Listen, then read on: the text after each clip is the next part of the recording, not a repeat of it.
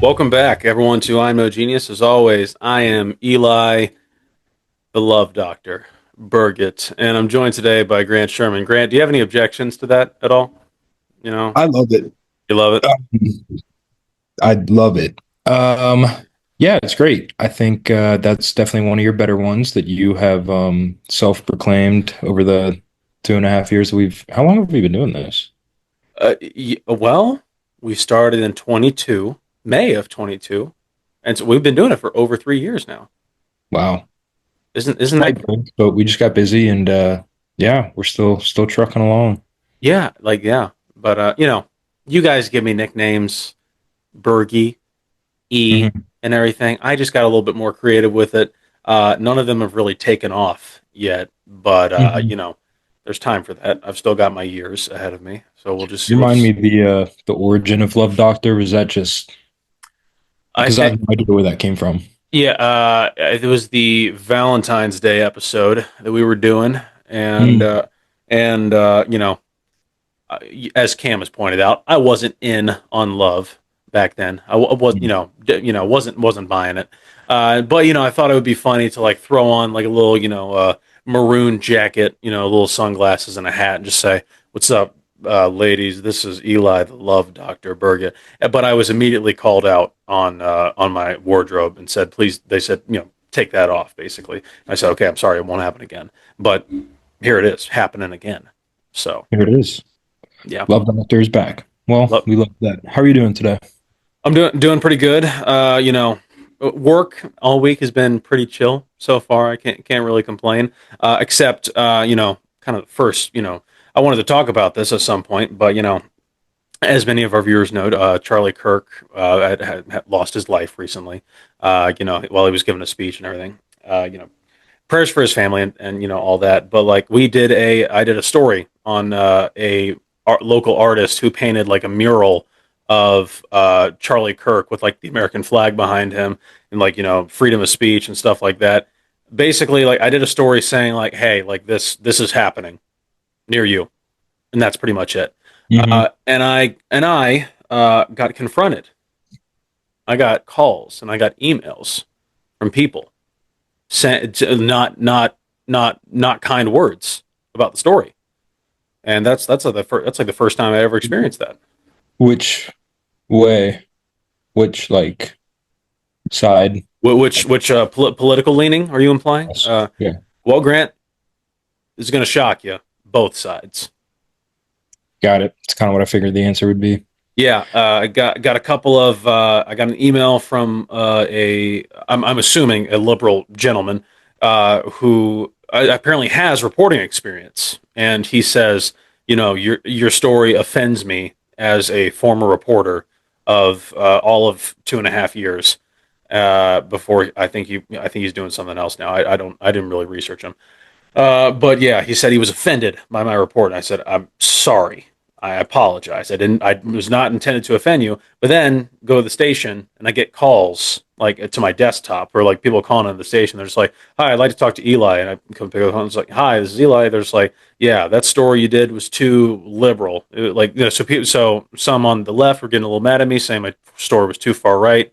Some on the right side of the agenda were, a little bit mad at me because I guess I wasn't right enough. Yeah, It was my first experience with kind of a story like that, and I'm not gonna yeah. lie. I Not was yeah, I was excited to. Well, I don't know if excited is the right word to use. I was interested in talking to you more next weekend about this when we're on our bachelor trip with Cam. But yeah, I was very curious about your situation, reporting the news and just trying to stay straight down the middle as possible and just report the facts. But regardless of what you say, you're going to make people upset one way or the other. And yeah, it was horrible what happened to Charlie Kirk. I personally, I'm a big fan of his. I didn't listen to his podcast, but I would always, whenever I'd come upon one of his clips online, we got a guest.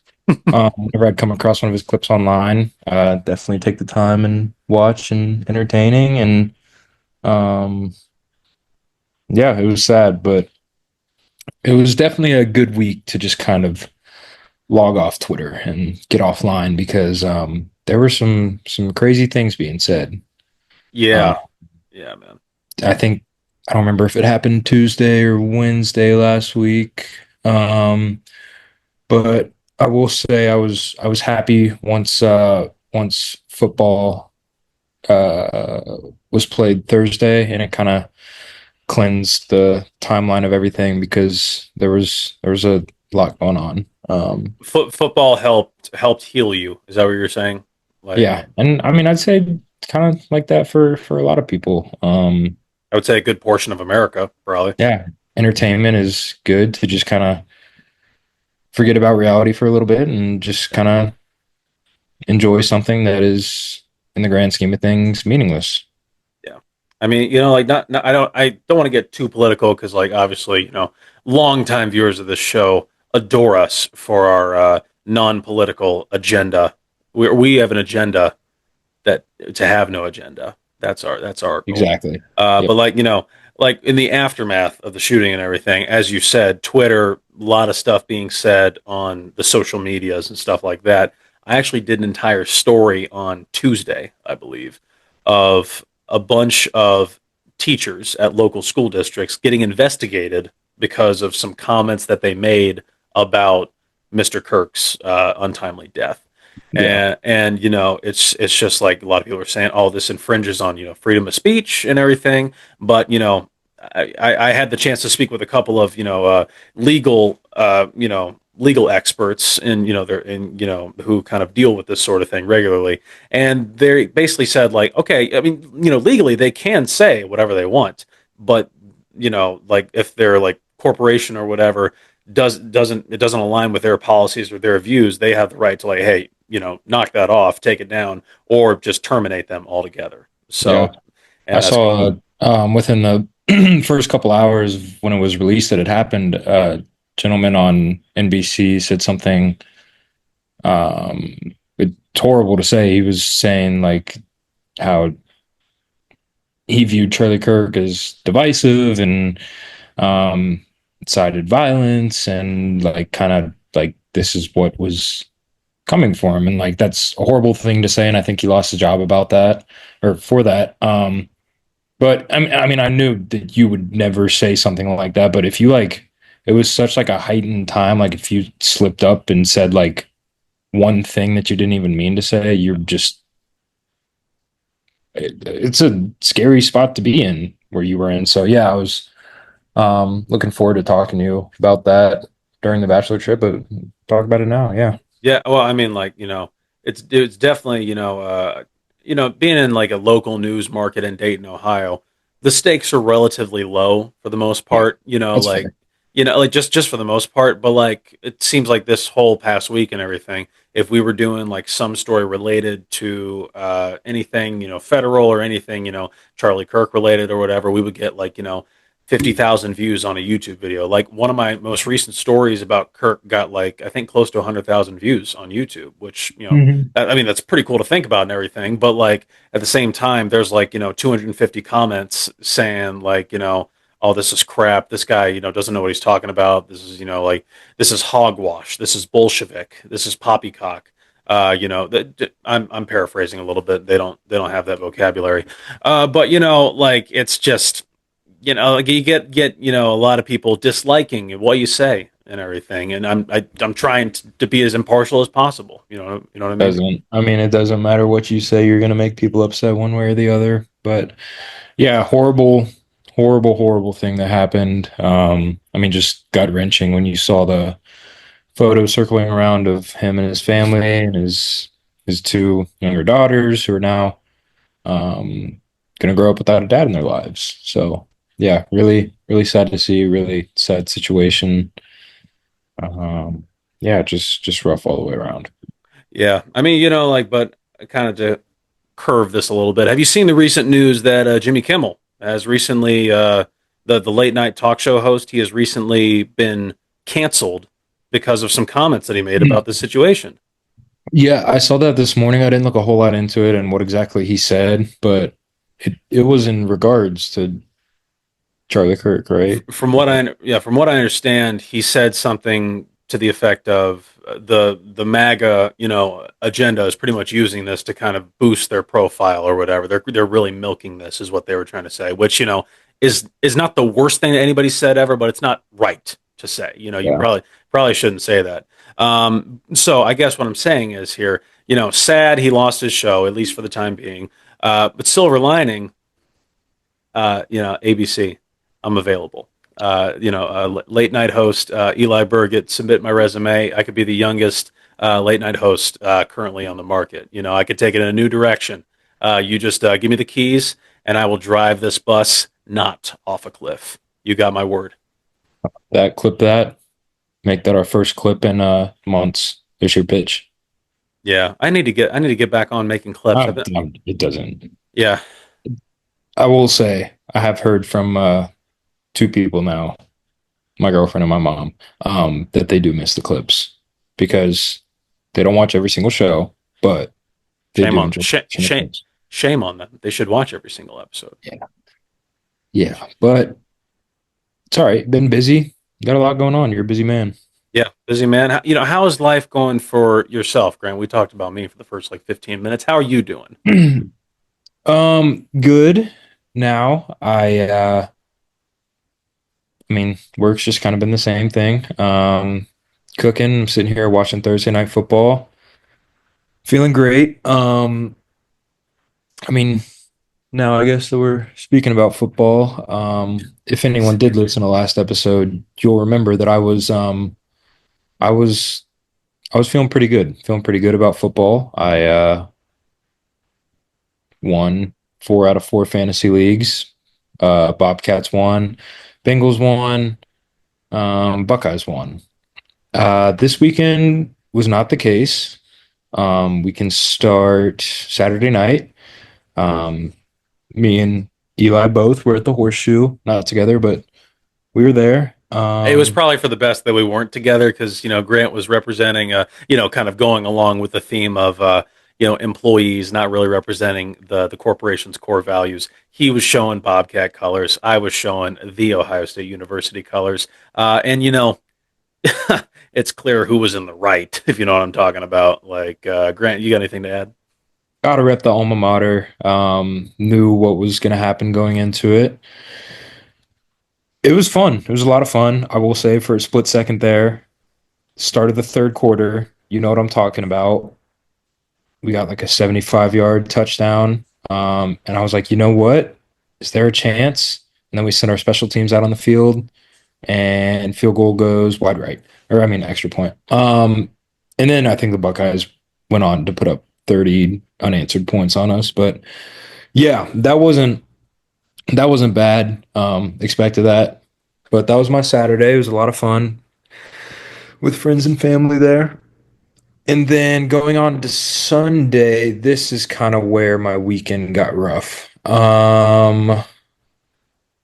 Bengals played the Jaguars, and I forget if it was the first or the second quarter, but Joe Burrow pocket collapses. He's dancing around back there. Foot gets tangled up on, and he asks for the next play, and then all of a sudden he goes down to the ground. Hmm. I just thought it was a twisted ankle or something. I'm like, okay, he'll be back. Second half, nope. He did not come back in the game. Bengals did end up winning when they brought Jake Browning in. Comes out the next day that he has a grade 3 turf toe injury, which will require surgery, and he will not be back until at earliest mid to late December. Hmm. Um, Hey, just in time for postseason. Should, should well, should be fine. let me get there. So I we won 2-0, but I think the rest of Sunday, I don't really know how much more football I watched. I just sat there thinking about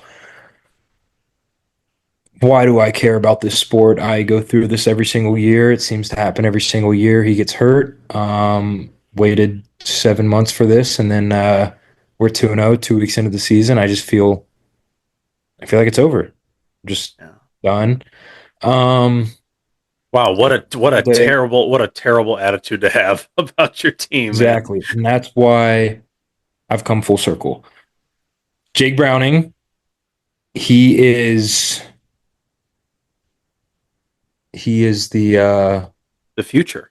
I would say he's the Joe Burrow of Jameis Winston's. He's uh he's got some grit to him.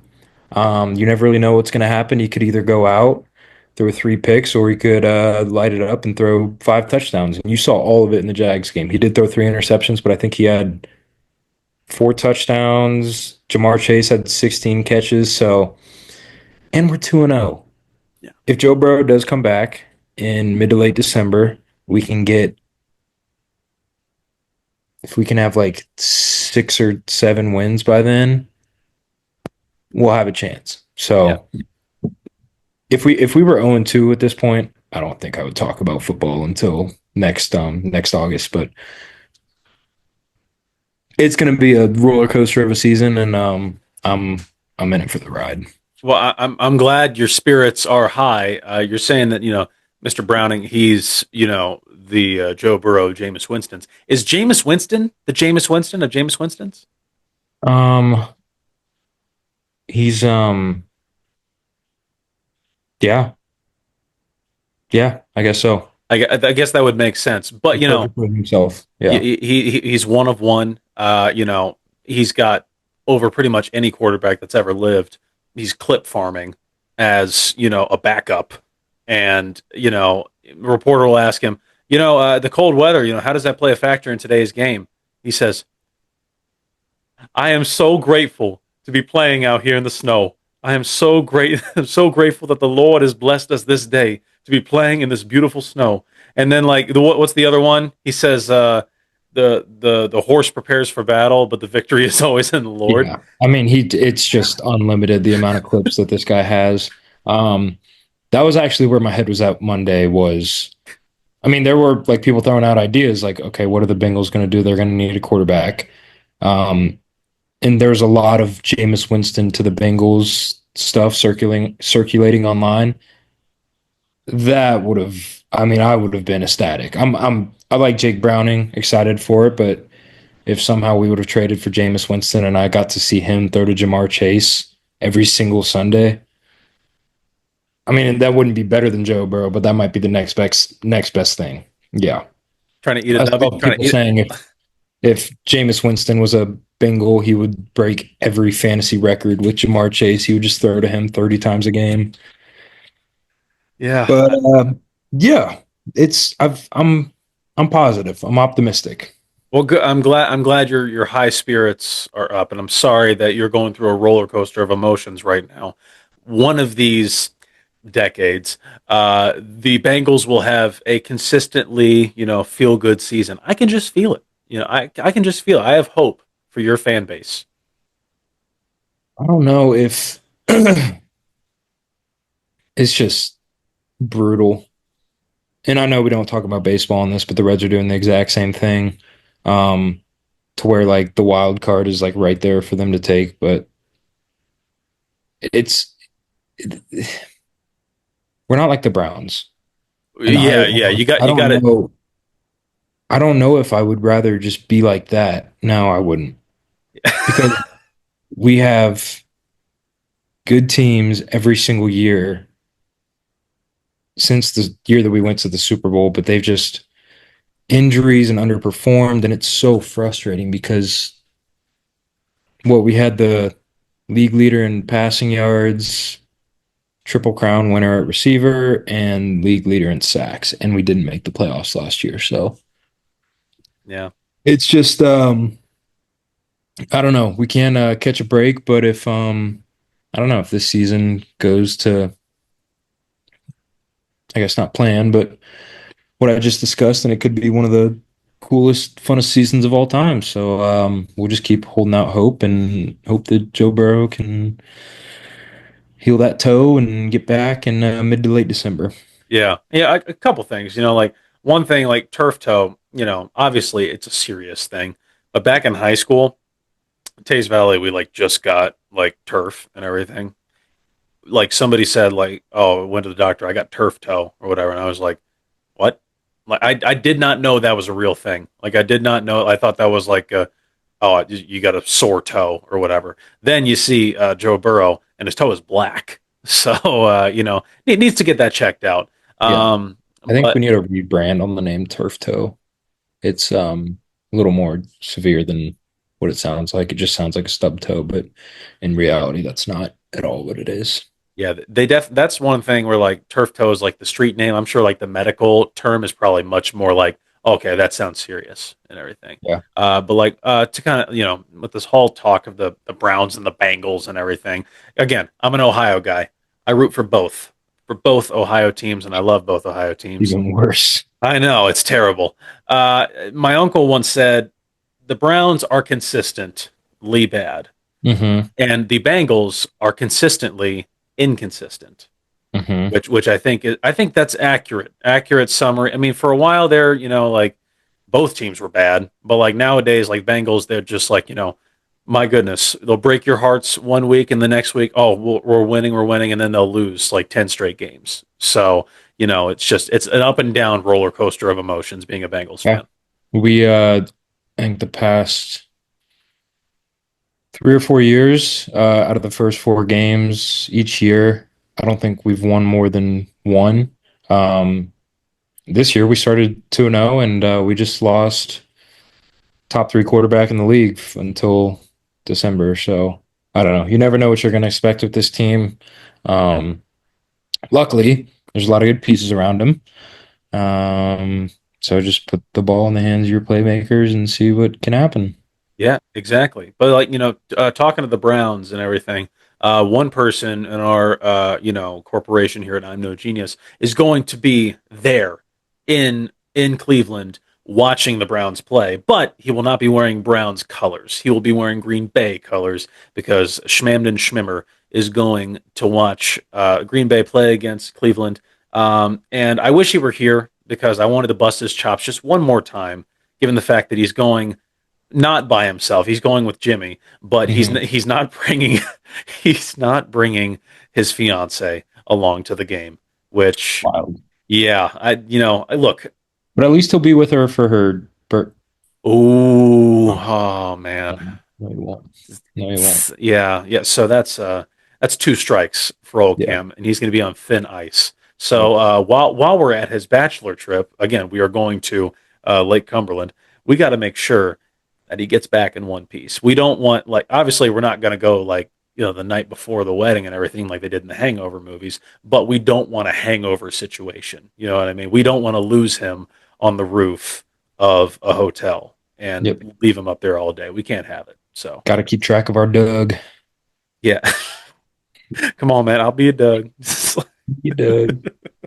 I rewatched those movies because like Casey, she had never seen the Hangover movies before, Mhm. so I rewatched the first one with her, and she thought it was really funny. But me, I was like studying it like a film student. I was like, yes, this is art right here. This is true cinema right here. And oh wait, speaking of true cinema, you and I, we love to talk movies. Mhm. We consider ourselves a couple of competent critics, despite our names. You sent me the other day Nolan versus Scorsese matchup, Mhm. and it seemed like we had some differentiating opinions there. Mhm. For the viewers who are unaware, like Grant sends me numerous reels and posts about film related stuff. And this Mhm. one particular time, it was a podcast. These two guys. Oh, it was the makeshift project. That's what it was. They were comparing Nolan films versus Scorsese films, and Grant largely agreed with the guys on the podcast, saying that Scorsese like had the better match up like films. Would you say that? For the record, I'd have to go back and look at the video, but I don't know. I kind of thought I think there were seven movies, and I thought it was kind of split down the middle, maybe three and four. But um, yeah, I, I'd have to go back and watch the video. But I thought they did a good job matching them up, and they were all pretty close. But yeah. For the viewers, if you want to play along, it was Interstellar versus Shutter Island. That was number one. I had Interstellar, and yeah, I would say Yeah, Interstellar. Grant, you had Interstellar too. Second one was Dark Knight versus Goodfellas. Grant, you had. I think I would say, did I say Goodfellas, right? I think you said Goodfellas. I Yeah. think because I would say Goodfellas too. Next one was a tough one, both Leo movies, Inception versus Wolf of Wall Street. I would say Inception. Yeah, so that's 2-1 Nolan. Then Oppenheimer versus The Irishman. Have you saw The Irishman, right? Uh, hold on. I don't think I have, honestly. I mean, don't I get me don't wrong. know that I need to. Don't get me wrong. Really good movie. It doesn't have to be 3.5 hours long, but good movie. That's why I haven't watched it. Yeah. I sat down to watch it. Who's got time to watch 3.5 hours anymore? But yeah, I chose Oppenheimer over The Irishman, I think and I then would do the same. yeah, Um, and then this one's recent for you because I know you just watched Memento, but Memento versus Taxi Driver. Did you pick Memento over this one? mhm. Yeah. Yeah. See, like me, I'm a Taxi Driver guy. I love Taxi Driver, so I got to give it to that one. And then Dunkirk versus Casino. Now, I've never seen Dunkirk. Neither have I. Yeah, so I had to pick Casino by default. And I think the reason I didn't watch Dunkirk is because Harry Styles is in it. Mm. And it's not, I don't have anything against Harry Styles as a person. I have everything against musicians as actors.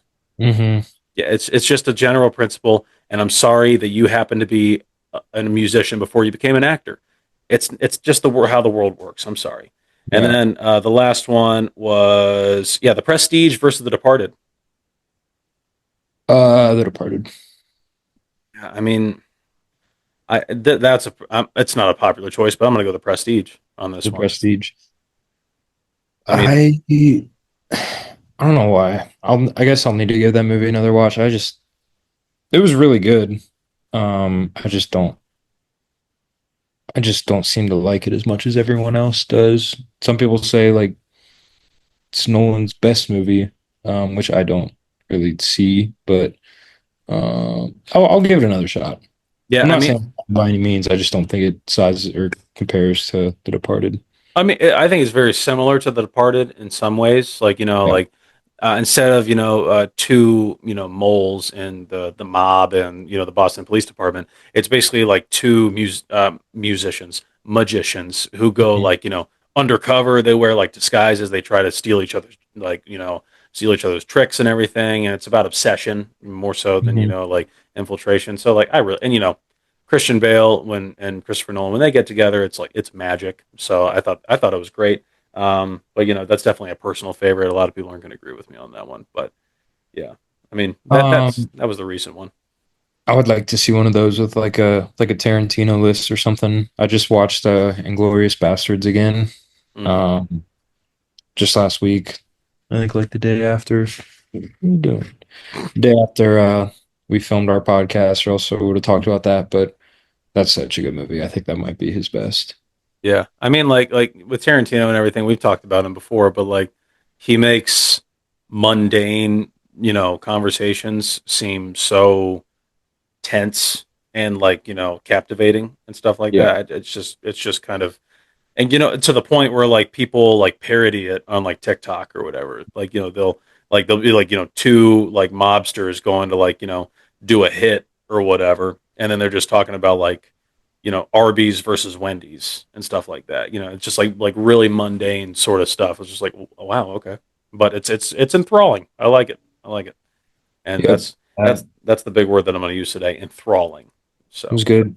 We'll have to come back to that in the life lessons. yeah, Um, I need to rewatch Django. I'm just going through Tarantino's movies right now. you got to rewatch Django. To I to keep this seeing clips of it. Yeah.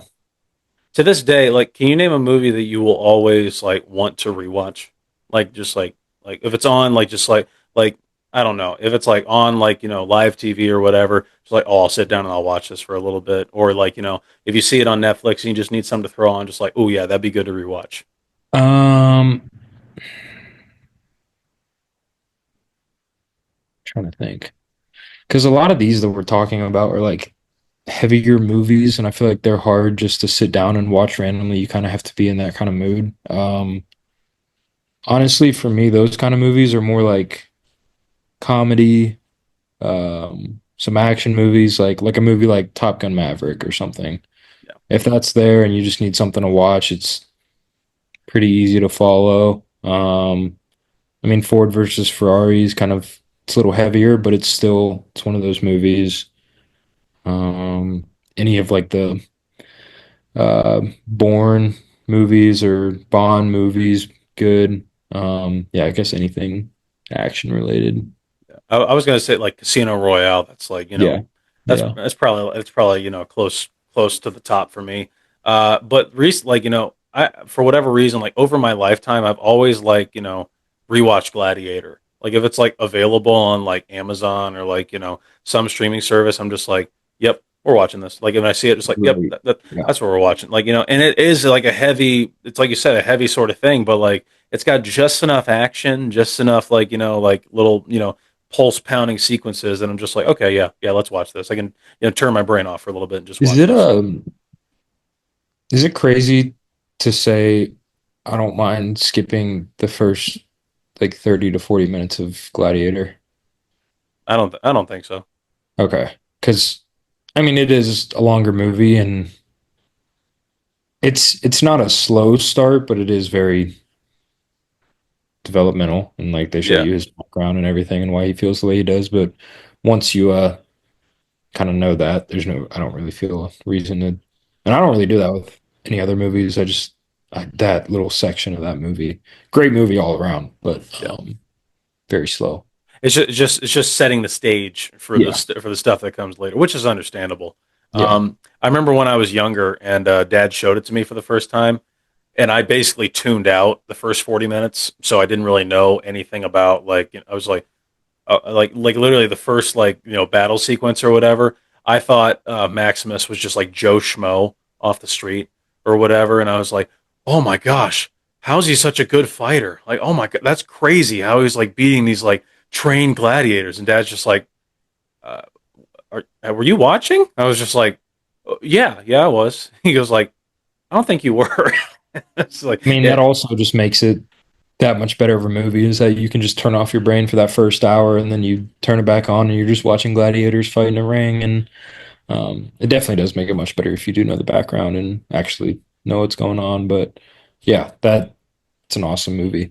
I was listening to a podcast the other day and they had an interesting conversation. It was well, first I'll ask, they were talking about like the best heist movies, and like some of their favorites of all time. yeah. The biggest one that kept getting brought up was Ocean's 11, but they had I mean, what are some of yours? Can you think of any others? I mean, Ocean's 11 is obviously the one that comes to mind.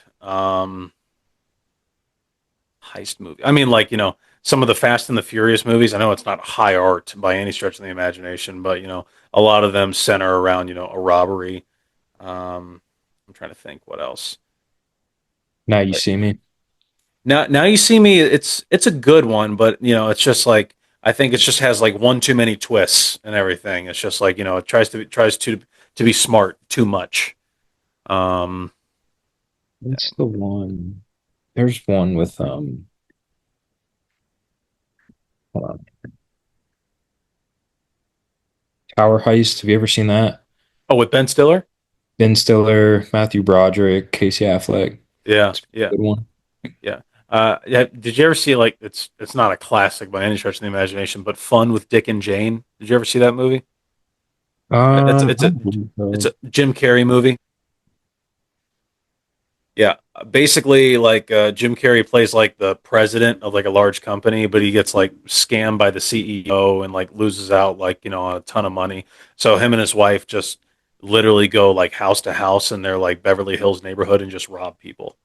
And it's like it's funny like and it's just but it's like basically just like a heist sort of mini heist sort of movie. So So they were talking about this, and then they the podcast I was listening to, and then they brought up someone brought up that their favorite heist movie was National Treasure, mm, which they had an argument about. I mean, I could see it as a heist movie. Um, steal the Declaration of like the opposing Independence. side of it, gonna steal the Declaration of Steal Independence. the Declaration of Independence.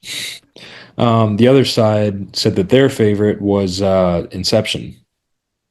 Yeah, yeah, And at first I was like, what are you talking about? And then the more I thought about it, I was like, yeah, I mean, makes sense. It's a little unconventional, but I just wanted to get your opinion on both of those. yeah. I mean, well, like that's kind of an interesting thing because like the whole point of Inception is that they're not really. It's not really a high because they're not stealing anything. They're putting something in.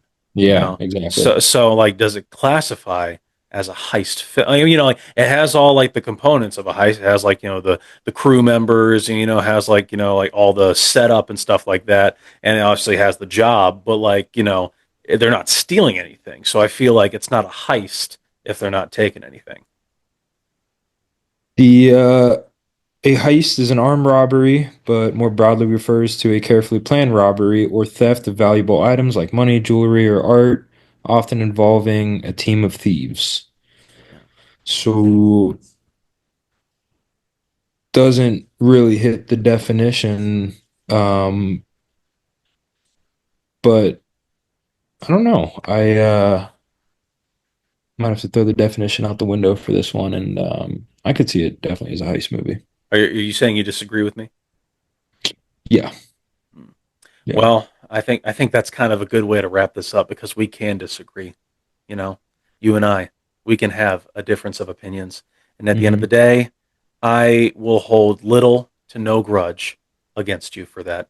And I love you, buddy. I love you. Thank you for that. You got a life lesson for some of the kiddos out there? Um,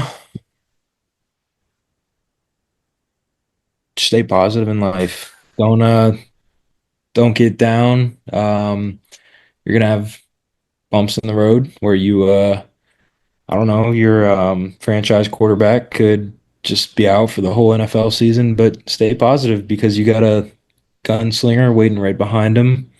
Um, so just look for the good in things because they're there if you look hard enough. And I had to look pretty hard for this one, but it's Yeah, okay. you got to look pretty hard for in Grant's case, and for some of the audio listeners out there. Anytime I ask Grant like for a life lesson, and he does like this little like smirk and like shakes his head or whatever, you're about to get some BS, like just like something like, thrown together at the last minute. But Yeah, some that of these I have planned like midway through the episode. That one I just from the hip. It's all right. It's a it is okay. I mean, like good lesson. Just stay positive. yeah, yeah. That's a good life lesson. I should not mock it. But I shouldn't mock it because I'm going to tag along with it. Be positive towards your fellow man. You can disagree with each other, but eventually, give it time. You'll come to some form of an understanding, as we do every single week. You guys actually think we get along off the air? Well, we do. I'm not even gonna lie to you guys. We get along very, very well, if not better, off the air. But we reach an understanding that we must oppose each other for entertainment. And you're welcome in a sense. So, with that, I'm Eli. He's Grant. And from everyone here at I'm No Genius, thank you guys for watching. We'll see you next time. Everybody